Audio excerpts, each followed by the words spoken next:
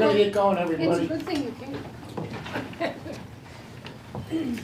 I pledge allegiance to the flag of the United States of America and to the republic for which it stands, one nation, under God, indivisible, with liberty and justice for all. Thank you. Here. Mr. Arcuri? Mr. Bova? Mr. Brodsky? Here. Mr. Coyne? Here. Mr. Jalea? Here. Mr. Ford? Mr. Kane? Mr. Karam? Here. Mr. Matullo? Here. And Ms. Sesney? Yes. Okay. You have the draft October 24, 2016 minutes in your packet. Is there a motion to approve? Is there a second? Thanks, Vince. Any additions, deletions, corrections? All those in favor? Aye. Anybody opposed? Thank you. First item on our agenda, resolution, participation in the Water Research Foundation. Yes, thank you. I will also mention our Director of Water Quality, Phil Tangora, is here to assist with any kind of technical questions on research. But essentially what this is, we were invited more than 2 years ago to participate in a study. The Water Research Foundation is affiliated with the American Waterworks Association. They typically do a variety of research all year long on different topics. And they, at that time, had put out a request for proposals for engineering firms to take up this topic, which is directly relevant to our water treatment plant, where we're using granular activated carbon to the tune of about $950,000 to $980,000 a year it's costing us to use that. So we were approached, whenever these engineering firms are hired by the Research Foundation, they like to see participation from utilities. So at that time, we were solicited by one of the companies, and essentially they said, if we get the award, will you participate in this research with us? Our former Director of Water Quality notified them that, in fact, yes, we would. We'll give you all the data from our plant, we'll participate.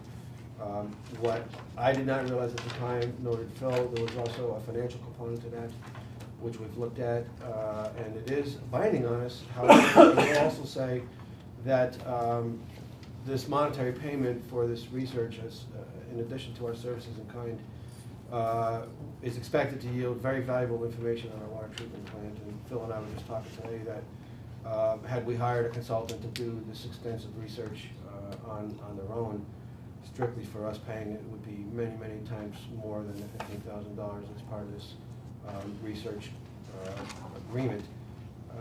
And so essentially what we're getting is a whole lot of research that's been subsidized by the Water Research Foundation because they've requested this research from various firms.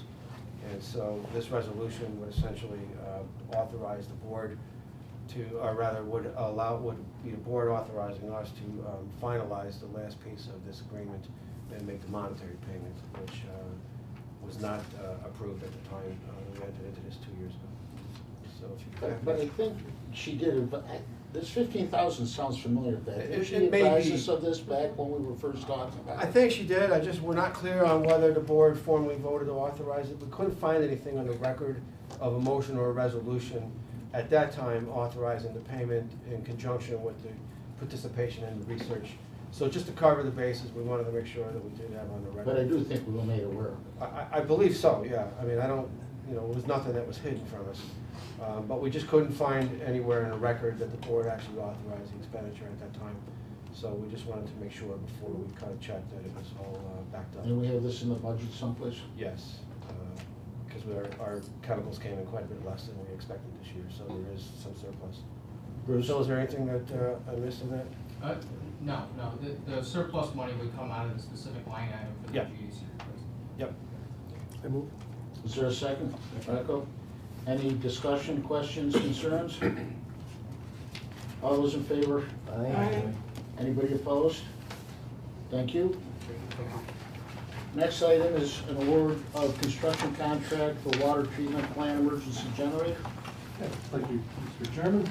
The Capital Committee met on Friday, the 9th of December, to consider the agenda items 6 and 7, both expenditures under the capital improvement program, and the committee reached consensus to bring both to the full board. The first one is a new emergency generator for the water treatment plant. The generator up there is like the plant approaching 22, 24 years old at this point. And it was actually never designed to run the entire plant, which has been a challenge at times with some of these protracted power outages.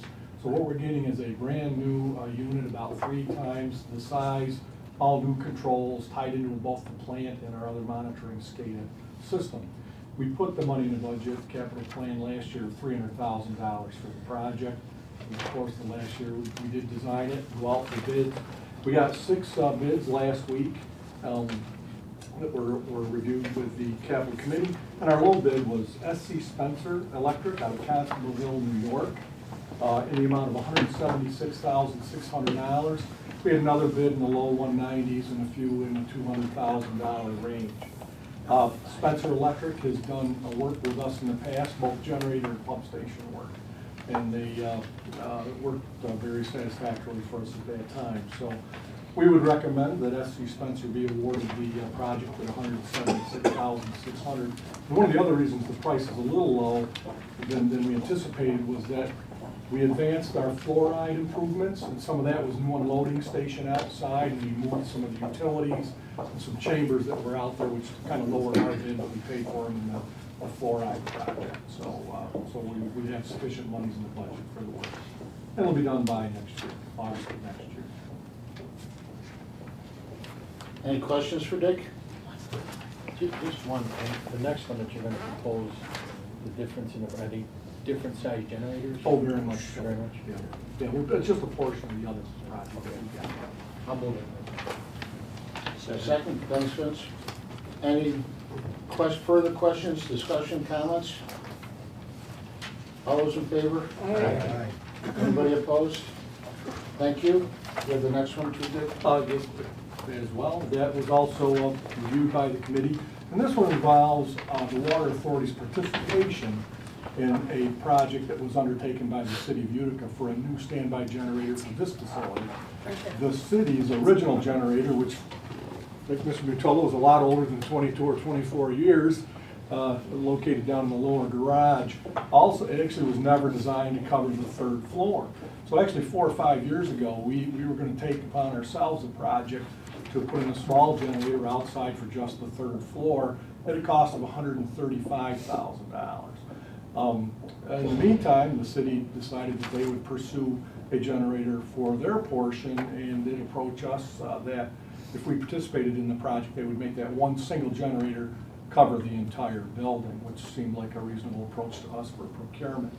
We agreed at the time to $100,000 toward that project, basically to cover all the Water Authority's circuits and everything up here on the 3rd floor. They did undertake the project. It's, I'm not sure what level of completion, but a great deal of the work has been done. They spent just under $400,000 to this point, and we'll spend a little bit more to finish in the next couple of months. And at this point, they would be looking for payment in the amount of $100,000 for the project. We actually expended some of the $135,000 towards some of our early design work and such. So $100,000 was the agreed upon amount that we felt reasonable for our coverage for this floor. One item that did come up in the capital meeting was to confirm what we had discussed with the city, that we would have no continuing obligation for testing, maintenance, fueling, or any of those obligations or responsibilities. And we did get an agreement with the city that was drafted by Mr. Bob Rowe, signed by Mayor Palmieri and Pat Becher to that effect. And if you would like to see that, but basically it says it's entirely the city's responsibility. Although we do a generator maintenance contract for 14 sites, and if the city ever wants to participate in that, pay that portion of it, we'd be glad to add it, because we do take care of a lot of these ourselves. So there is sufficient money in the budget. The project is nearly complete, and we recommend that $300,000 be authorized to the city at this point. You said that the original cost of the estimate for just our piece was what? 135. So we're saving. Yep. And we don't have to pay maintenance in the future on it. No fueling, no maintenance. It's a good deal. So they'd be doing the testing. We thought so. Any other questions? Someone care to make a motion? I'll make a motion. Frank? Second. Any further comments or concerns? All those in favor? Aye. Anybody opposed? Thank you. Thanks, Dick. You have the third quarter investment statement ending 9/30/2016 in your packet. Is there anything you have to say about this, Jim? No, third quarter ending. You've heard I it like from me the answer. before. It speaks for itself. Just remind you that Public Authorities Law requires us to provide you from time to time a statement of investment balances, earnings, and expenses. And so that's what we presented to you. Again, this is the third quarter. We'll have a fourth quarter for you probably in February sometime. Just one question. Any of our bonds at variable rates? You know, I mean, with interest rates going up, do we anticipate our interest expense? They are fixed. They're fixed. They're Oh, they're all fixed. fixed? Yeah. So we don't really They're have any fixed. impact. I mean, they vary, but they're fixed pieces. Within a series, Every fixed every year. year. Yeah. Every year, different interest So I'm rates. saying for budget purposes. Right, we're good on there, yep. And the schedules. Yes, Mr. Point. I'm just wondering when we're gonna hit the bottom on this dropping out of usage of water. I see we're down 5 million cubic feet. Yes, in our monthly report, It keeps yes. going down and down and down. Yes. So anybody ever projected when we're gonna hit the bottom of this drop off? You know, it's gone up and down over the years. Remember, last year at this time, we were actually up. We ended the year up compared to the previous year. So we've gone down, we're down about 7 million cubic feet, which is about 2%, a little over 2%. We could come up this next month, but geez, it just goes up and down depending on where In the we're at. long run, I know we early on started looking at why the water consumption was going down, concluded it was for people switching into devices that use less water. Is that gradually easing out, or are we still in the drop, or how's the curve looking? Are we still at the sharp curve or the smooth curve? Well, I think I mean, somebody must study this. partly weather. Some Well, water group must be studying this somewhere. There are, and actually, we're on the lower end, or I should say, less of a drop compared to other major areas in the Northeast. So they've seen 5, 6, 10% drop. We're only at 2%. Yeah, no, I'm just curious as to. Yes. I'm sure somebody's working this issue to determine why and how, Right. when the end is coming. I just want to know. I think a lot of it has to do with. I just want to know if you're included in any research that's going on. Not that we know of, But we have to get back to this investment statement Yeah. because we have to do an approval of it. So if there are no further questions on that, is there a motion to approve? Bruce, is there a second? Any further discussion regarding that? All in favor? Aye. Anybody opposed? Thank you. Now we're back to the Finance Committee report. Anything else on finance, Jim? No, I believe you have 2 months since we didn't meet last month, so you should have 2 months of reports. And again, Mr. Cohen was mentioning, that's the only real negative thing is our consumption is down. However, our revenue is up for the year, our cash flow is up for the year.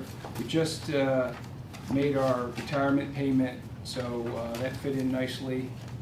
I guess you can call it that. We had enough money to cover that, and going into the next year, we usually have our insurance, property and liability insurance, workers' comp insurance, so that's a large outlay that we are gearing up for. So we're in a good position going into the new year. I was curious about the allowance for bad debts reducing so much. That's a big Right, drop. we look at what our balances are, and we usually adjust that once during the year, and usually at year end. So that could be going up or down. I would mention that this past month, we actually had a drop of about $300,000 in our receivables, so that's good.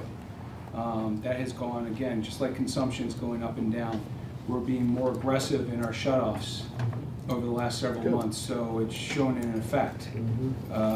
I think overall, in the end, compared to the previous years, I think the receivables are going to be pretty much consistent to last year. So we are doing a good job along those lines. Any other questions for Jim? Thanks, Jim. Capital projects, we already did in 5 and 6. Executive Director's report. Yeah, just following up on what we just talked about as far as receivables dropping, I will say that Ann Milgrano, our customer service manager, has been working fairly closely with our maintenance yard on trying to catch up on shut-offs, and they've done a great job at driving in some money that was owed to us, so great job on you folks. Also, Ann was working with our accounting department and our IT department. We have successfully layered another payment option onto our system, and it's a IVR, interactive voice recognition system, that is now tied into our phone. So if anybody wants to make a phone call, or a payment by phone, I should say, now they can do it 24/7. They can call, 3 o'clock in the morning on a Saturday night, make a payment over the phone without anybody having to be here. We hope it's a correct payment. Well, I'm just saying. yeah. Well, the system went live 4 weeks ago today, as a matter of fact, on the 14th of November. And- Faster than we knew it. Yep. In those 4 weeks, we've taken in 1,847 calls, almost 2,000.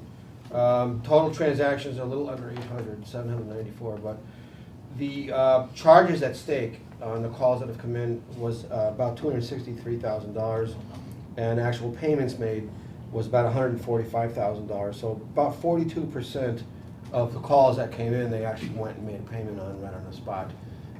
We did add a note on the water bills indicating that we now have the service.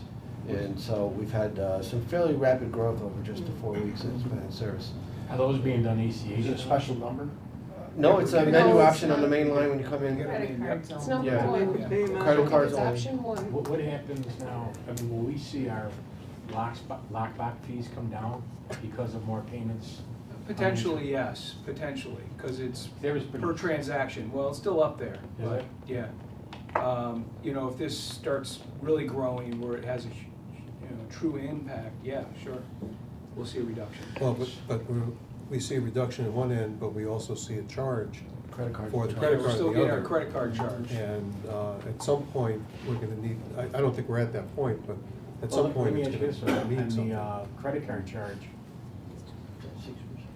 do we charge the customer? No, we're not. We don't do like the city does. No. with taxes. That's right, just like before, when people make credit cards here, it's the same situation, they're just going through the phone and they're charging their credit card, we're paying for that fee. But we haven't. But are we total ACH now?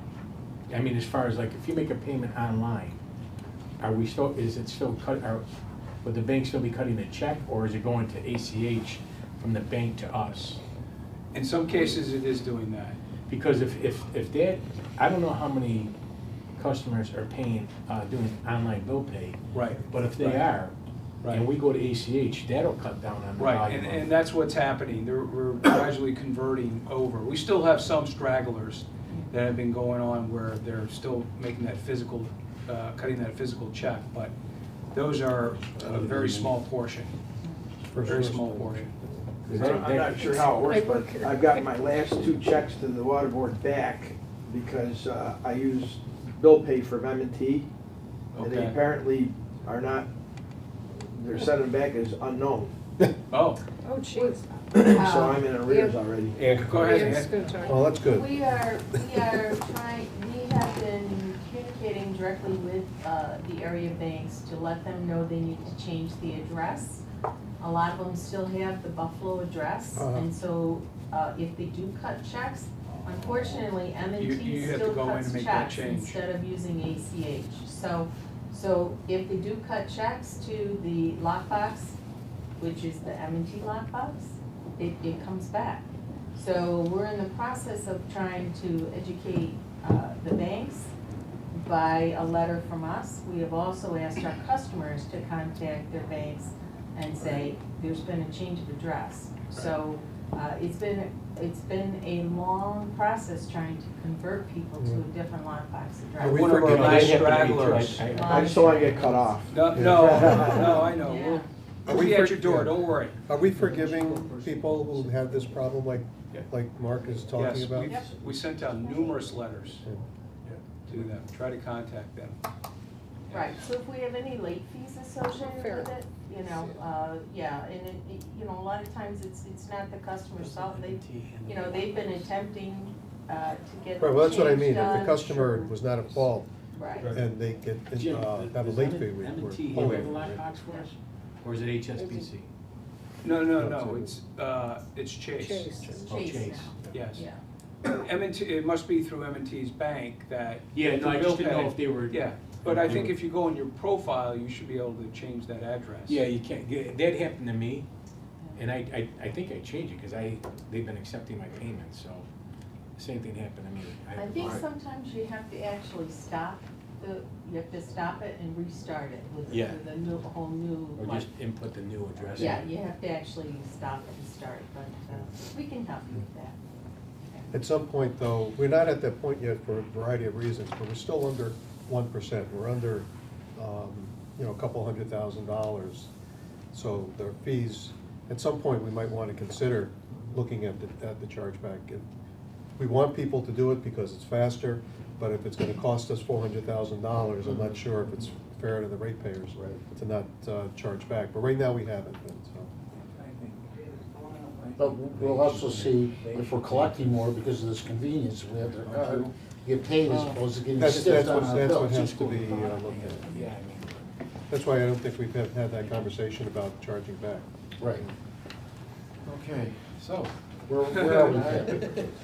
My report is not done yet. Wanted to give you another quick heads up. The Oneida County Water Pollution Control Agency, otherwise known as County Sewer, whom we have a close business relationship with. As you know, you probably see their charters on our bills.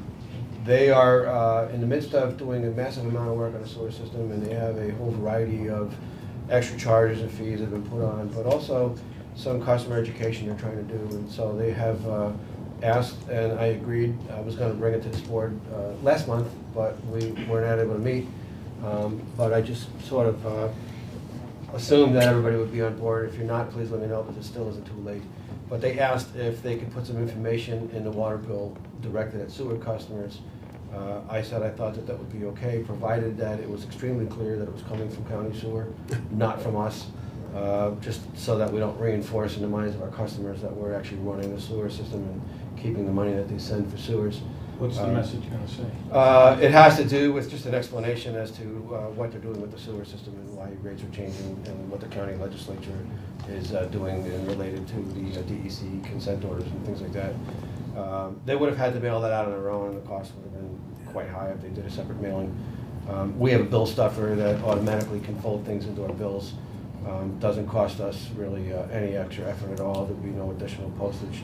They are a sort of a sister government agency.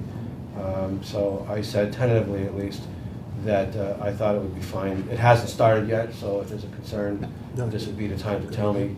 But the thing is being drawn up very professionally. It is being done by Page Communications, whom we also work very closely with, so they understand our sensitivity, and they're working to make sure that it's not It confusing. sounds like there'd be a positive play on this from our end, and it does shows that the costs are not. Yeah, ours. and I think it potentially could benefit us, at least reinforcing in the minds of our customers that we're not all one agency, which some people think we are. Is it a requirement on their part to do this?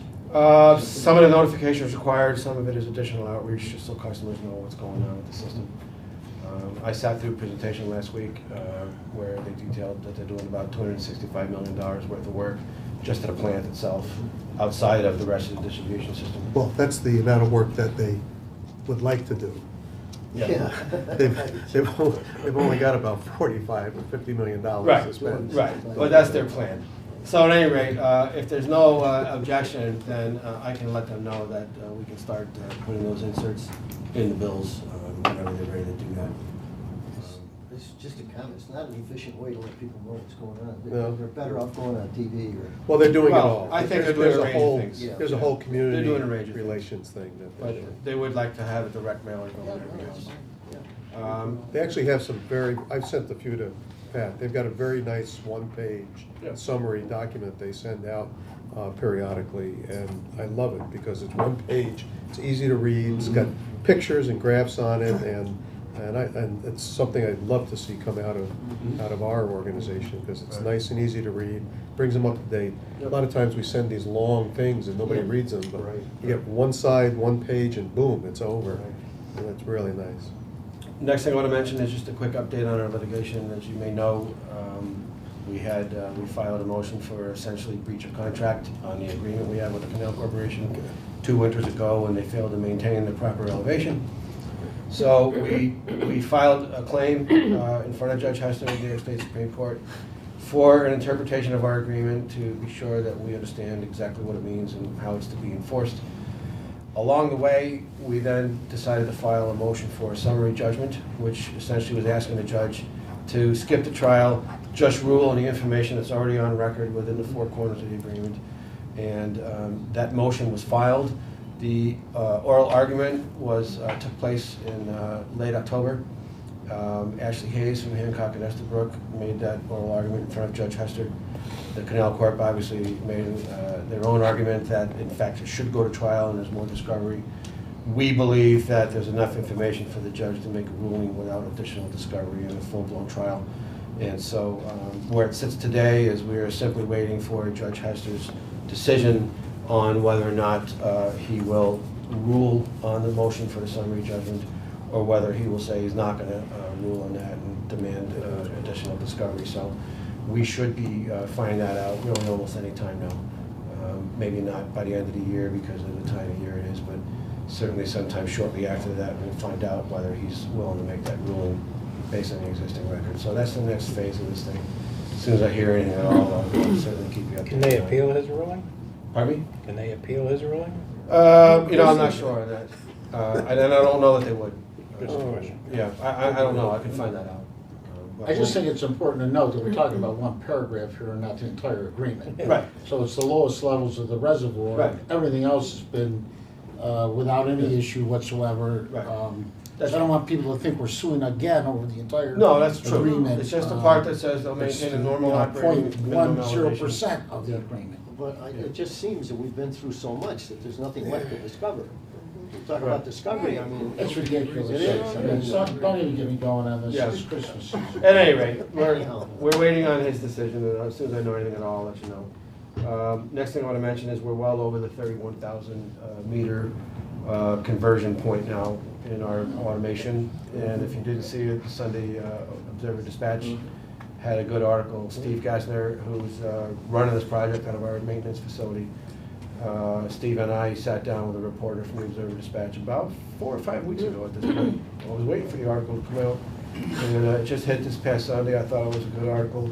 It explained what we're doing and why we're doing it. But out of 38,500 meters or so, at this point, more than 31,000 of them have radio modems attached, and we have a final completion date we're anticipating sometime mid-2017. Roughly 6 months or so, we think we'll be at probably the 99% completion rate. And there'll always be some holdouts that we'll be going after. But that will give us then the opportunity to go back and start talking about things like monthly billing and other kinds of options that we might want to choose once we have that flexibility. So again, I will keep you posted on that. Last thing I want to mention, and many of you may know this, tonight, December 19th of 2016, marks exactly 20 years to the date that the water system was officially transferred from the former Utica Board of Water Supply to the new Water Authority. The closing on the original bonds that purchased the system from the city, that transaction occurred on December 19th, 1996. 2 of our board members, who happen to both be sitting right down here across from each other, Vince Coyne and Batty Cesney, are original members of the board from that time, and actually were on the board even prior to that as the new board became up and running. Both probably appointed in 1994, I would imagine, right? 95, something like that. Somewhere back in there. Ancient history. Throughout 1995 and 1996, there were actually 2 boards operating. The old Utica Water Board was continuing to run the system, while the new board went about hiring all the consultants and doing the studies and the financial stuff to prepare to take it over. So happy anniversary, everybody. What this is a bit of a low-key thing for this date, but what we're finalizing is a lot of information and essentially telling our story over 20 years you know, where we've, how far we've come, what we started out, you know, what we see the future being. We're also producing a small video. There'll be a lot of before and after pictures and things like that. But with the holidays coming and all of that, this will, you know, be released in January as we, you know, close out the end of December, and will mark the 20 years of our history. And so you'll see a little bit of, you know, information coming out as we get into January on our progress here. It's a great story. I think everybody should be proud of that. We've come a long way and have a lot of achievements that we're highlighting. So hopefully the public will realize that it's been a successful operation. And obviously all the participation of all these board members over the years have contributed an awful lot. So we thank you as well. Unless somebody has any questions, I'll stop there. Thanks, Pat. Great, thank you. Any old business?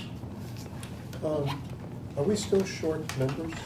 Yes. Yes, Who's, Tony Pacenti has an appointment, a village resident within the system. Yeah, I spoke with him just last Well, week. actually, some of us are coming Your up. letters. Yeah. So letters went out for reappointments, but Scott Williams, who was on the board, was appointed by the county executive, and he had resigned. I did speak with Tony Pacenti just last week about that, and we're looking to get that filled. And then Scott Mahardy, who had been the Deerfield appointee, and stopped, basically backed away from the board earlier this year. That term is now coming to an end, and that seat will then scroll to Frankfurt, and Frankfurt already has someone They've picked been out. notified. So beginning in January, the Frankfurt appointee will be replacing Scott Mahardy's seat. Right, okay. And perhaps by January, we'll have the Scott Williams seat filled as well. And we're up. well, I'm not worried about that, it's just, Well, you never know. I think you have one more year left. I think you have one more year. just the empty seats create a problem sometimes. You're already down to people from her. Last time I asked the board up in the town, they said forever. Anything else, Bruce? Forever. No, thank you. Any new business? We need a motion to go into executive session to discuss a personnel matter. Motion made. Second. Second. All those in favor? Aye. Anybody opposed? Thank you.